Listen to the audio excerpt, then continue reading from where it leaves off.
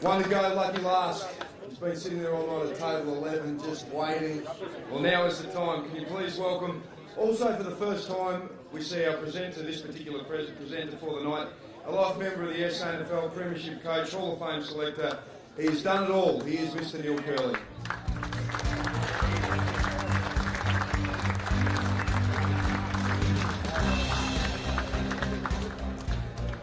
Good evening all. Now I know how Glenn McGrath felt when Australia went into that.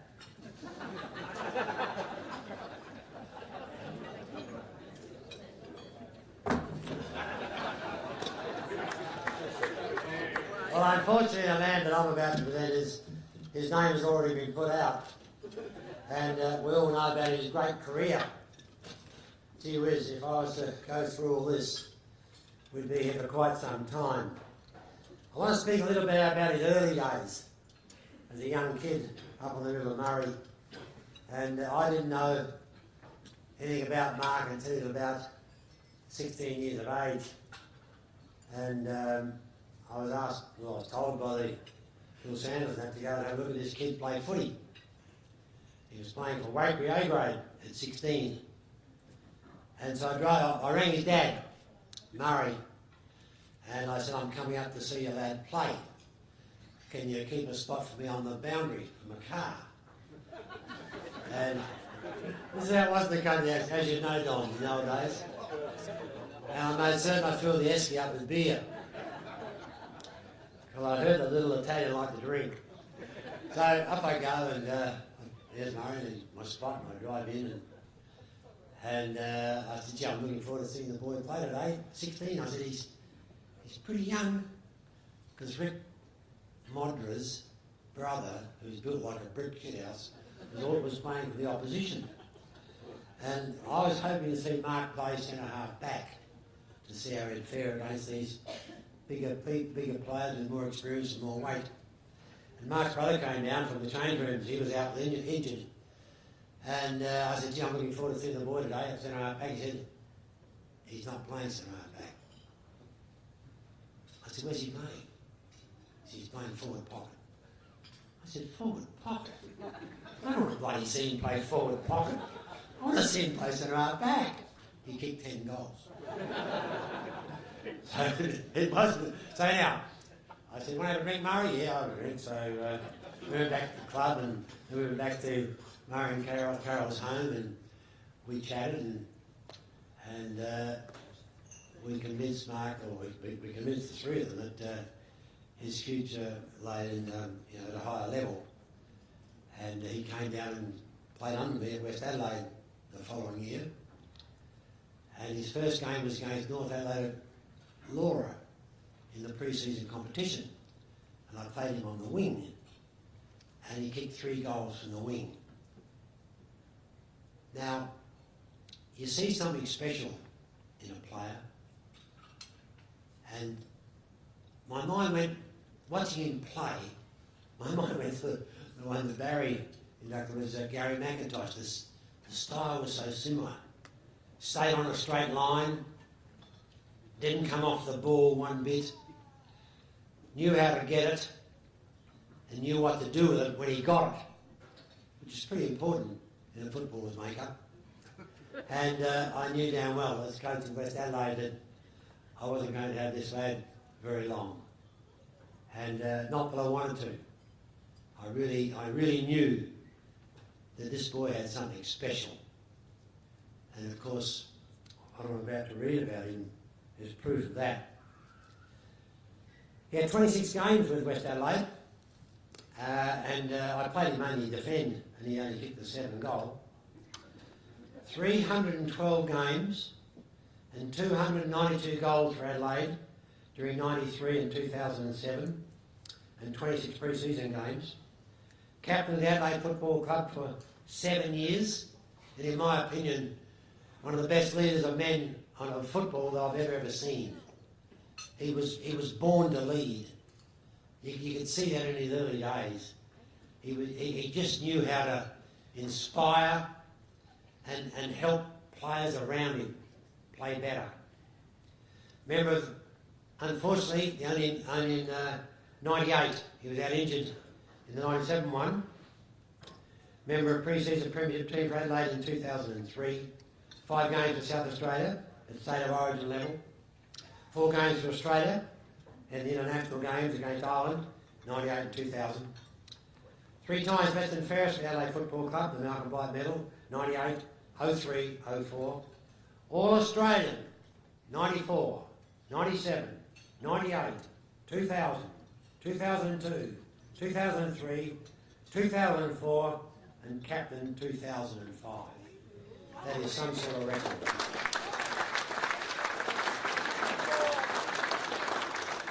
Awarded the Brownlow Medal in 2003, runner-up in 2004, or AFL Rising Star nominee in 93, AFL Players Association Best Captain 2005, 2006, leading goal kicker 2006 with 44, Best Team Man, and this is something, I don't know why I did with about 10 of these, Best Team Man in 94 and 2003, Mervay Gardens Medalist 96, 97, 98, 2004, Player Life Membership of the Adelaide Football Club, Player Life Member of the Adelaide Football Club, Games record holder for Adelaide as of 2007, that's been passed of course, was the second youngest player ever to reach 300 games, 31 years and 44 days behind Simon Madden, but the quickest player ever in duration to reach 300 game career in 13 years and 82 days,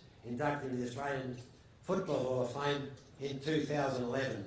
But I also want to mention, jumping back into those early days, the number of hours that his parents, particularly Murray, spent driving him down to Adelaide to play for West Adelaide.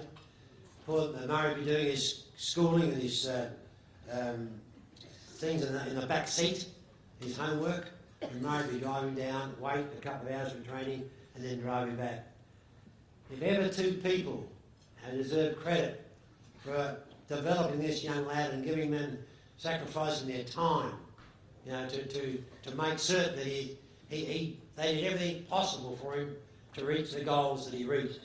And you deserve a medal, Murray and Carol. Fantastic effort by both of you.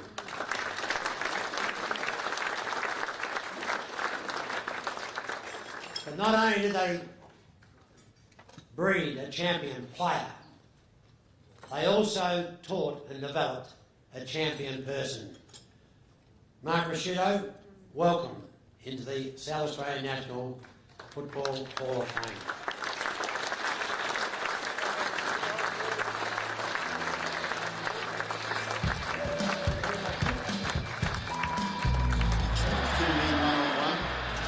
Here's this young man that Bruce has been so enthralled with.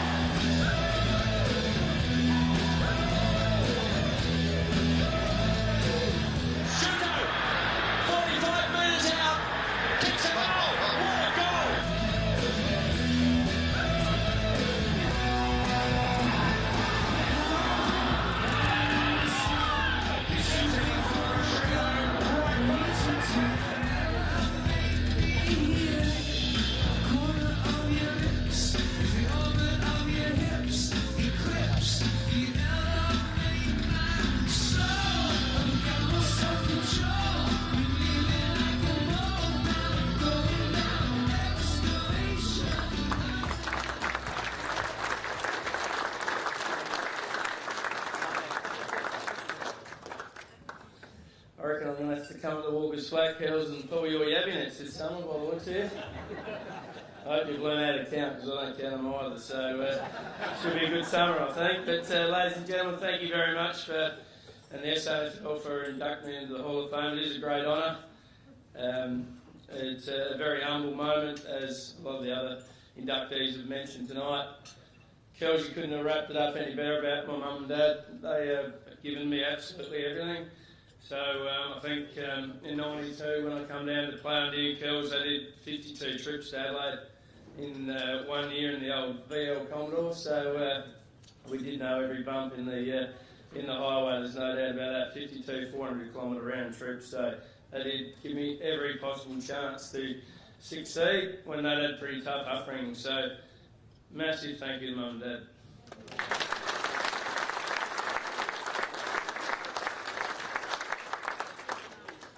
I usually forget to thank my wife when I have to get up, so I'm going to get into it early before I do forget. But I first met Sarah. I was doing a appearance at the Yarndale Shopping Centre. I don't know what for, but and Sarah came up and asked me for an autograph for her nephew. And I don't know if he ever got the autograph or not, whether she was using it as an excuse or not to come up to me, but at work, anyway, I think she caught my eye at that early stage, and after I finished my appearance, half an hour later, I went over to where she was working at Just Jeans and spent about $400 on clothes. And, I don't think I ever even needed them or wore them, but she wasn't bad back then, and she's getting even better, I think. So. Sarah's been a ripper, and we've got 4 good kids. Sophie and Nick are here tonight. They're still awake. They've been under the table most of the night, having the torch going and watching everything they can on the phones as they do these days, but they're good kids, and hopefully we'll have a few more. She's a bit keen to go again, I bet.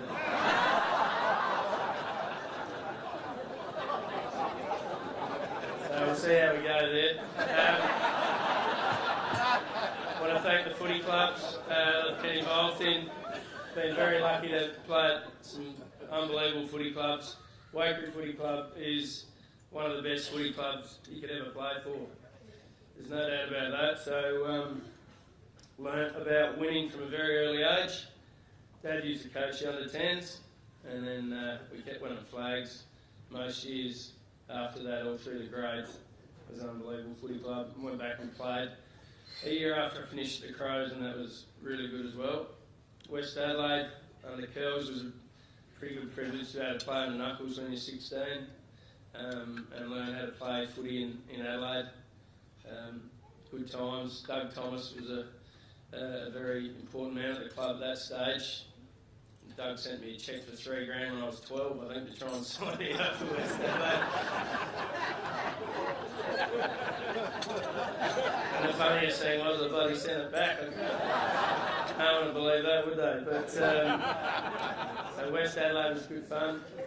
But the Adelaide Footy Club, as all the other guys that have been involved in and inducted tonight, is a very, very special football club. It's always been really, really well run. From Bobby Hammond and Bill Sanders and all the boards that have been along the way. Some fantastic people, great coaches from Cornsey all the way through, Blighty and Craigie. Airsy and Shorey and everyone, it is a fantastic footy club. It's continuing to get better, and Goody put it in a good way before. The culture at the footy club is a ripper, and it is really good to see them up the top.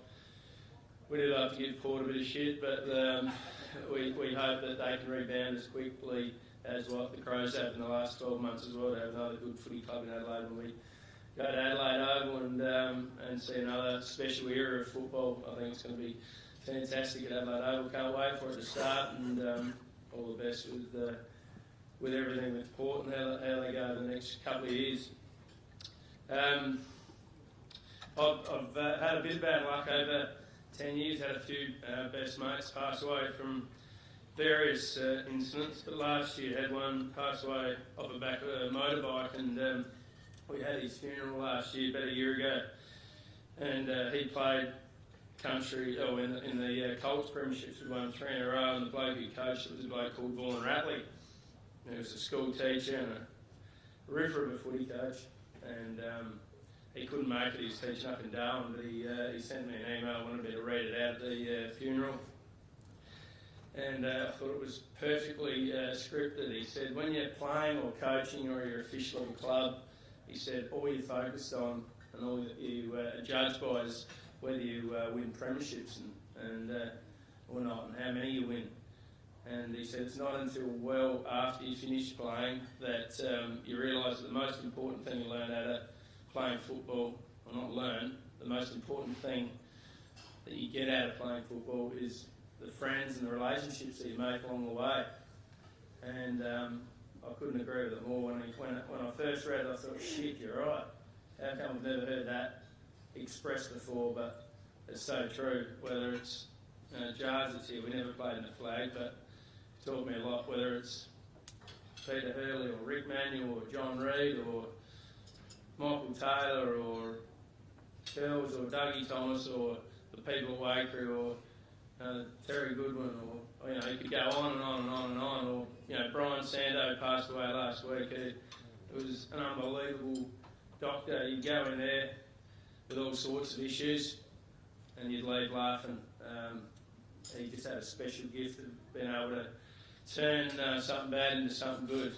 Johnny Collins down the back there, he was a ripper, come up to Wakery as well, and good bloke. Shippy, looks like the dad's twin brother. And probably one of the few blokes that's more trouble than the old man as well, actually. But just in closing, to the SANFL, to the Hall of Fame, guys who picked it, thank you very much for selecting me. Thanks everyone who's come along tonight. It's been a great night. KG, it's good to see you in, mate.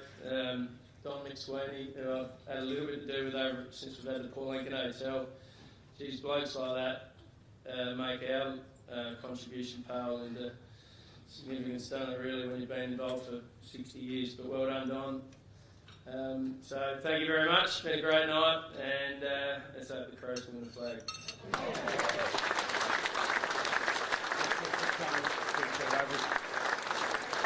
Brew, congratulations. I think what girls are describing you is like a little man-child you were, I suppose, tough, head over the ball, all that sort of thing. But when we saw that package before, it opened up with a young Mark Ricciuto in his primary school jumper representing South Australia. Now, the tough, ruthless footballer that we've all grown up and loved watching, you weren't so tough and ruthless as a 12-year-old in the Interstate Carnival, were you? Yeah, I let that out the other night. They picked the team of the century for the Sapsaza, and I got a berth, and I told Sozers about a story. We went to Canberra for the carnival, and we got billeted out, as you did back in those days. I don't think they do it anymore, but I got billeted with a girl, and Would have thought after what? a few years later you would have, but I was not very happy. I was bawling on the phone. Mum and Dad had come over to Canberra, so... Good to see the big tough man does have a softer side. Kevin spoke a little bit earlier about football in Cadell. You played a bit of cricket in there, didn't you? Well, that was in the same league. Barry Robin was talking about that, and a few of the other guys. But yeah, they were in the mid-Murray comp, Ramco, Cadell, Morgan, Blanchetown, that competition, which unfortunately now doesn't exist in the footy world, which is sad. But yeah, he used to play cricket against them. Made a couple of hundreds against the boys from Cadell, and yeah, you got a bit of immediate feedback that hitting them for 6 over the head wasn't a good idea. But, you should have seen them at morning tea, though, your best mate, I can tell you. They come over for the bickies and coffee, and they haven't seen that for a while, but it's good fun playing against the boys at Cadell. Right, just before we wrap up too, you paid tribute to your mum and dad. You had to obviously make so many treks from the Riverland down to West Adelaide and back. How many times did you illegally have to pilot the VL back to Wakery? Not as many times as I did from Yavian trips. But no, we did. Dad was unbelievable, and Mum as well. Geez, I used to get looked after. I was spoiled, really. You get in the shower, come out, I'd have breakfast on the table, and the advertiser opened to the sports page. And a 3-course meal a night. I had an unbelievable upbringing.